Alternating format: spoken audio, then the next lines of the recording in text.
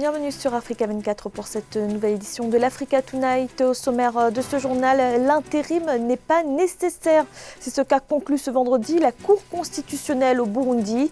Saisie à la suite du décès du président Pierre Nkurunziza, la juridiction a ordonné la prestation de serment d'Évariste Ndayishimiye, le nouveau président élu. Et si l'après-coronavirus se permettait de prendre le virage des énergies propres, c'est en tout cas ce que soutient le programme des Nations Unies pour l'environnement qui estime que les États doivent privilégier les énergies renouvelables dans leur plan de relance économique.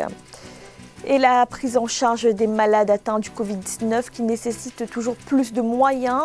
Au Cameroun, la femme d'affaires Françoise Pouené a offert 20 bonbonnes d'oxygène au centre des urgences de Yaoundé, un don estimé à 3 millions de francs CFA.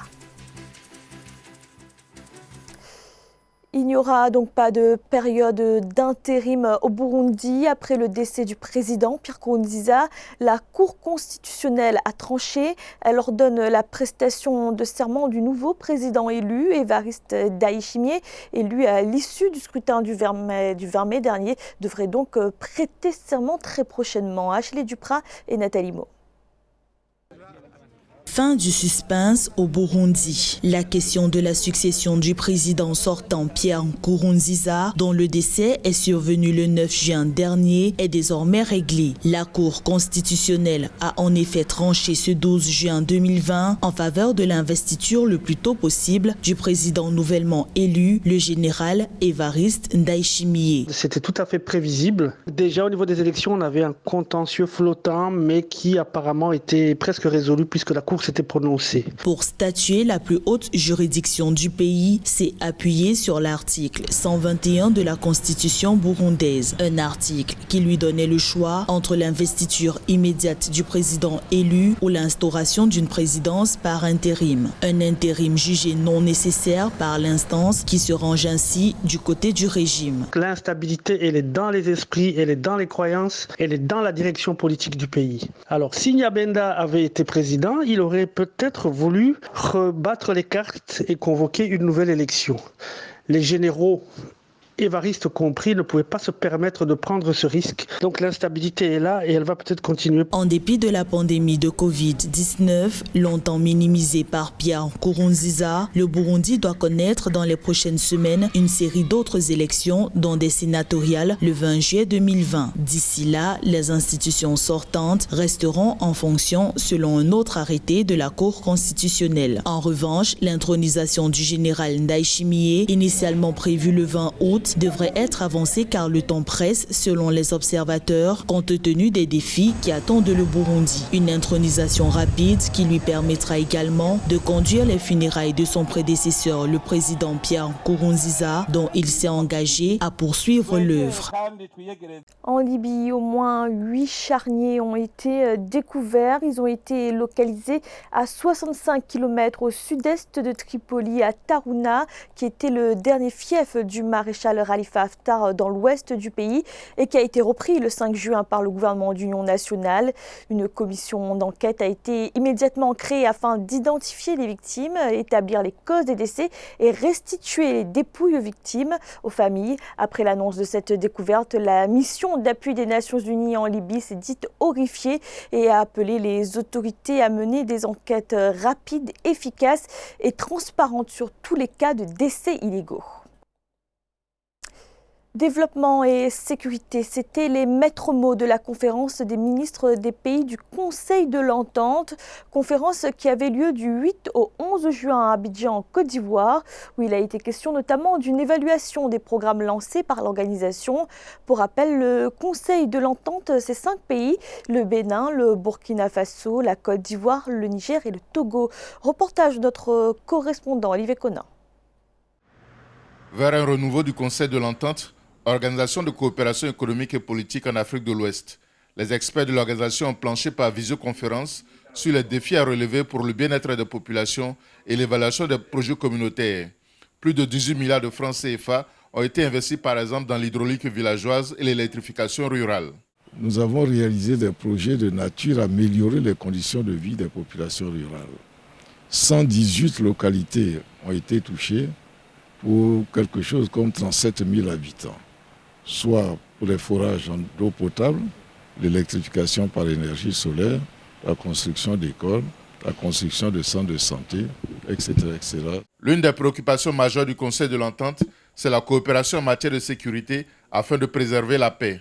Plusieurs pays membres sont confrontés au péril du terrorisme. Nous avons un mécanisme que le Conseil des ministres va probablement proposer à la conférence des chefs d'État. Ce mécanisme permettra de consolider les liens entre les pays, notamment au niveau des services de sécurité, de renforcer la coopération entre les services de sécurité, d'améliorer déjà la gouvernance sécuritaire dans les pays eux-mêmes. En rappel, le Conseil de l'Entente est la plus vieille des organisations de coopération sous-régionale. Créée avant les indépendances en 1959, elle regroupe 5 pays, le Bénin, le Burkina Faso, la Côte d'Ivoire, le Niger et le Togo. Et puis, autre réunion, cette fois de la coalition pour le Sahel. Il s'agissait de la première réunion ministérielle depuis sa création. Une concertation en visioconférence avec les pays du G5 Sahel, la France, l'Union européenne, l'ONU et d'autres organisations internationales. L'occasion de rappeler les piliers de l'action de cette coalition énoncés lors du sommet de Pau le 13 janvier 2020. Et puis aussi et surtout l'appui au G5 Sahel dans une sous-région qui connaît depuis plusieurs mois une recrudescence des attaques terroristes. Le barrage de la Renaissance, toujours objet de la discorde entre le Soudan, l'Égypte et l'Éthiopie. Les 3 pays qui ont repris les négociations le 9 juin tentent d'arriver à un compromis. Les pourparlers achoppent toujours sur la question du remplissage du réservoir du barrage.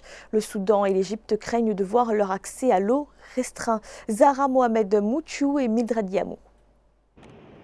En pleine négociation au sujet du barrage sur le Nil, le président égyptien Abdel Fattah al-Sisi accuse l'Éthiopie de retarder l'avancée des pourparlers qui ont repris par vidéoconférence mardi 9 juin entre les 2 pays et le Soudan. Lancé en 2011, le projet éthiopien du barrage de la Renaissance demeure une source d'antagonismes régionaux. Le bras de fer se poursuit alors que l'Éthiopie continue de faire part de sa volonté de lancer en juillet 2020 le remplissage du réservoir. Mais les parties prenantes au dialogue se veulent optimistes. Elle espère cette fois parvenir à un accord. Il a été convenu de poursuivre les réunions quotidiennes, sauf vendredi et dimanche, pour parvenir à un consensus sur les points restants.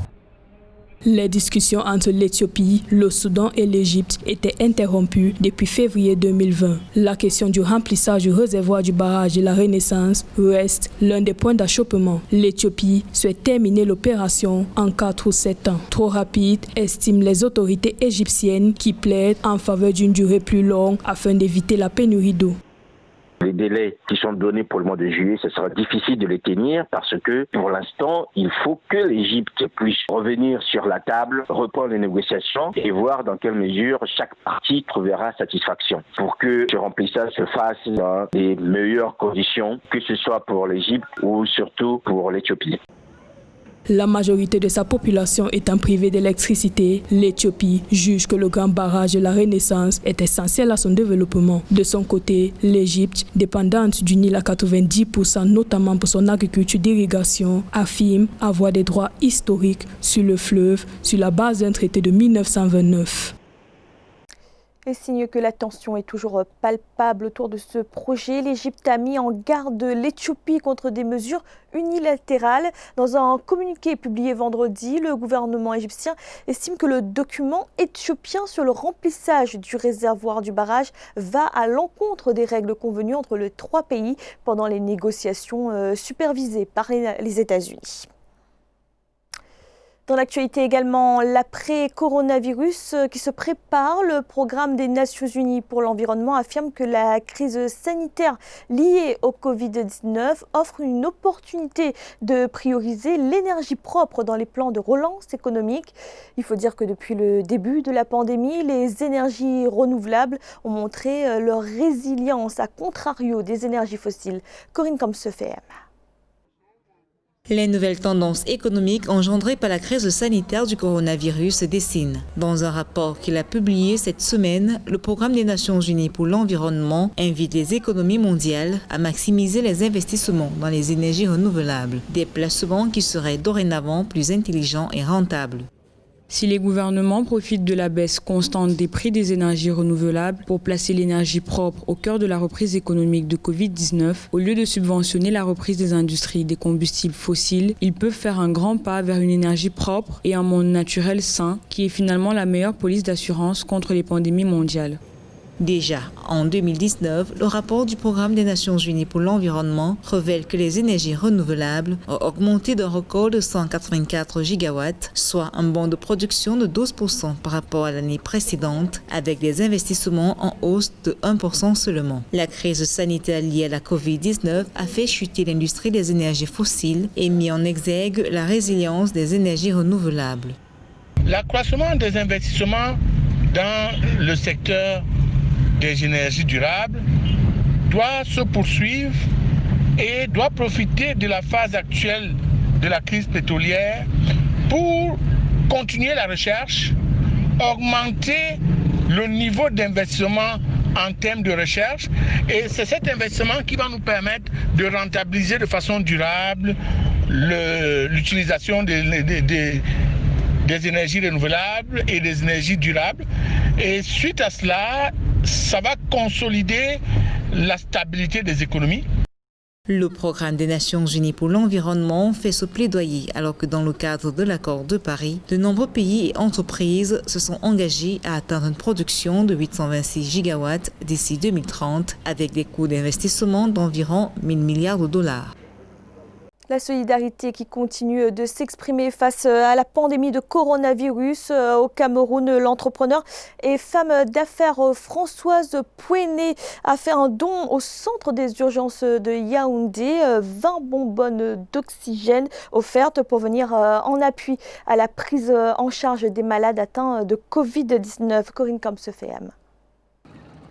Françoise Pouéné, femme d'affaires camerounaise, a répondu à l'appel lancé par le président Paul Biya pour une mobilisation générale dans le cadre de la riposte contre le coronavirus. Celle qui se fait communément appeler Mami Nyanga a offert 20 bonbons d'oxygène au centre des urgences de Yaoundé, un don d'une valeur de 3 millions de francs CFA. Depuis 4 mois, nous sommes en cessation d'activité, mais simplement par l'amour que je porte pour mon pays, j'ai décidé d'accompagner le président de la République dans cette lutte contre le coronavirus en apportant ma modeste contribution, qui est donc ce sésame rare aujourd'hui qu'est l'oxygène.